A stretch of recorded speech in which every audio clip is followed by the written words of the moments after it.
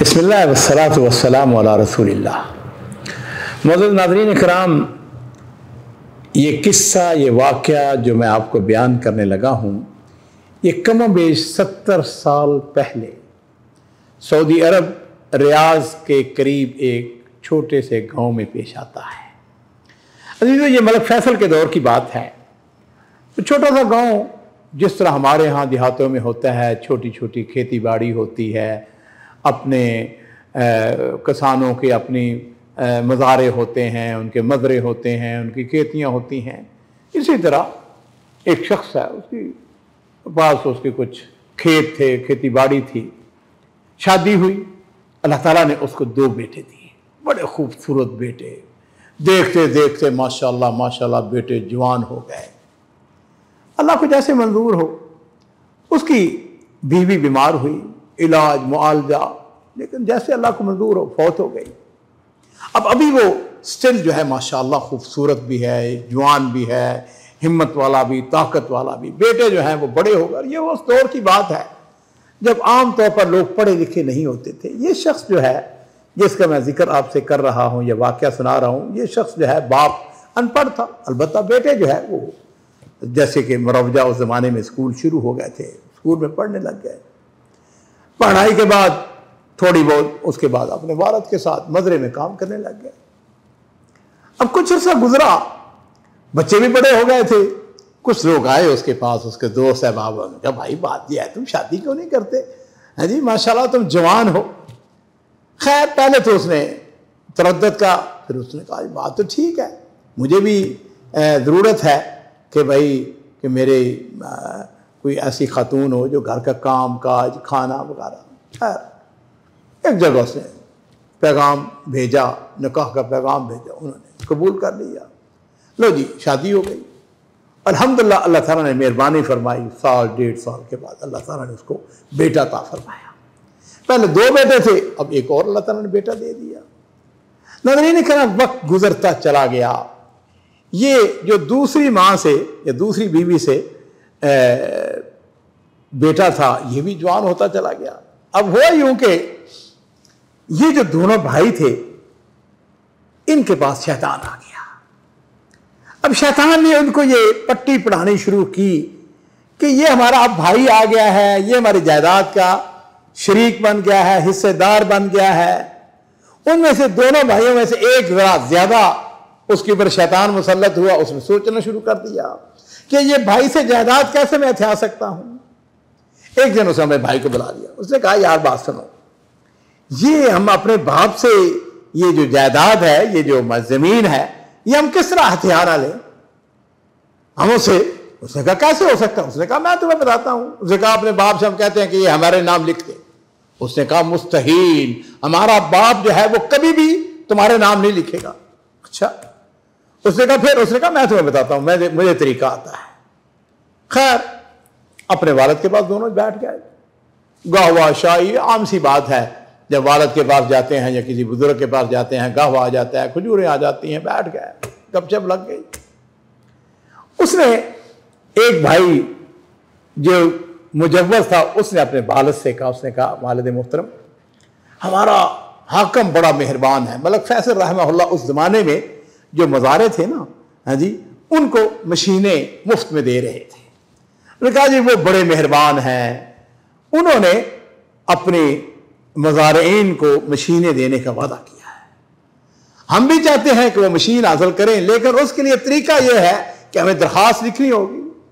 वालिद ने जब ये बात सुनी तो उसने वाह वाह, उसने कहा इससे बड़ी हमारी खुश नसीबी क्या है, ये तो मेरी तमन्ना थी कि हमें वो मशीनें मिले ज़राअत की मदद करने के लिए।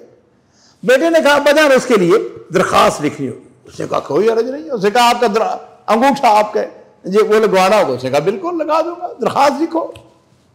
अब उन्होंने क्या किया अजीजों, ये है धोखा, ये है फराड। उन्होंने पेपर बनवाए जिसके ऊपर ये लिखा कि ये जो जमीन है ये मैंने अपने इन दोनों बेटों को बेच दी है, इनके नाम मुंतकिल कर दी है। लो जी, वो लेके आ गए। बाप ने तो वो बेचारा ना पढ़ना जानता था ना लिखना जानता था। उसको क्या पता, बाप बेटा जो है उसने अंगूठा लगवा लिया। नाज़रीन किराम, ये जो तीसरा उनका भाई था ये भी थोड़ा सा बड़ा हो गया। हाँ जी, तो कुछ वक्त गुजरा, बाप जो है वो फौत हो गया। ये जो लड़का यतीम था, अब यतीम तो नहीं उसको कहना चाहिए, बड़ा हो चुका था माशाल्लाह। बहरहाल इनका एक कदम था जो रियाज के अंदर, उसका कारोबार था रियल एस्टेट का, जमीनें खरीदना बेचना। अब वो पता चला कि चचा मेरा फौत हो गया है, वो ताज़ियत के लिए आया, बैठे, ताज़ियत के 3 दिन गुजर गए। फिर उसके बाद वो अपने उन दोनों भाइयों के पास आ गया। उसने आके कहा, भाइयों देखो बात ये है, जिंदगी मौत का कोई एतबार नहीं होता है, और ये मसला भी है, तुम्हारा बाप फौत हो चुका है, हाँ जी, इसकी अभी माँ बाकी है और इसका हिस्सा बनता है। ऐसा है कि ये जो हमारी उसकी जायदाद है, जो जमीन है, इसको शरीयत के मुताबिक इसको तकसीम कर दिया जाए।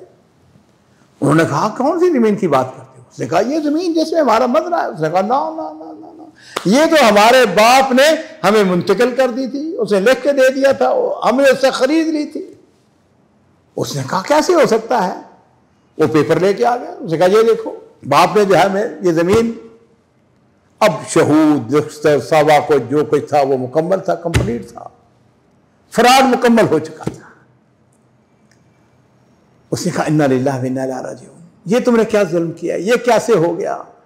भाई से पूछा, जो तीसरा था ना छोटा, उससे पूछा हाँ भाई तेरे इल्म में है कोई बात? उसने कहा नहीं, मेरे बाप ने अगर कोई काम किया होता वो मुझको जरूर बताता। लेकिन बहरहाल माँ के पास चला गया, भाई छोटा जो था ना, उसने जाकर कहा अम्मा मेरे भाइयों ने ये बात कही है कि उस हमारे वालिद ने जमीन उनके नाम मुंतकिल कर दी थी, उन्होंने खरीद ली थी हमारे अब्बाजान से।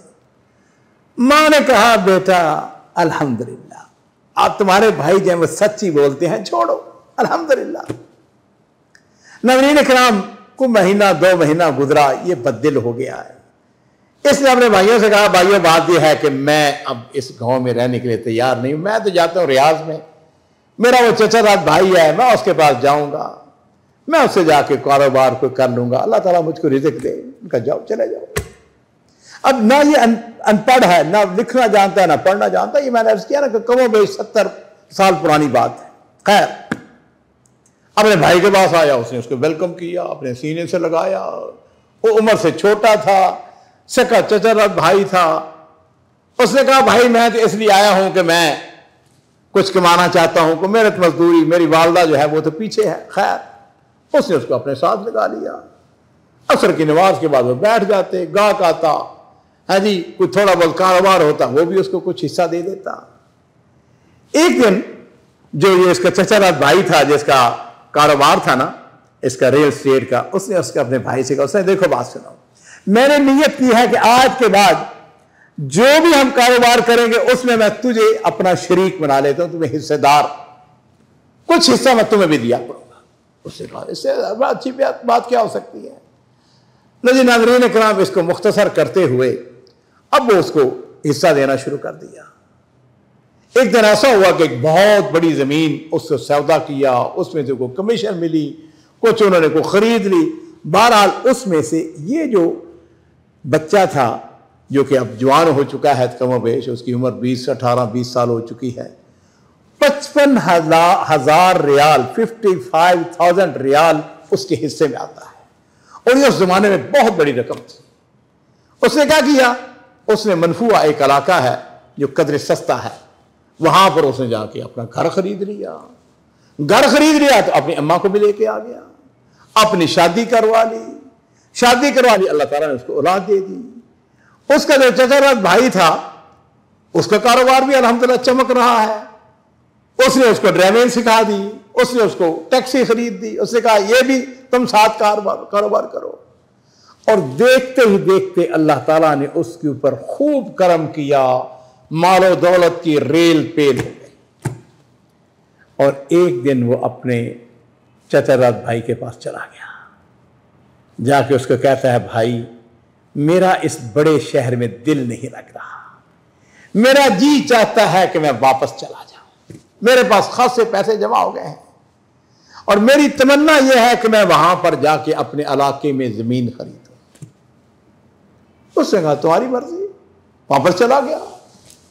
और नाज़रीन किराम, आपको यह ताज्जुब होगा कि वो जायदाद, वो जमीन जो उसके भाइयों ने फराड से, धोखे से, जुल्म से खरीदी थी, उससे 3 गुना बड़ी जमीन उसने खरीदी।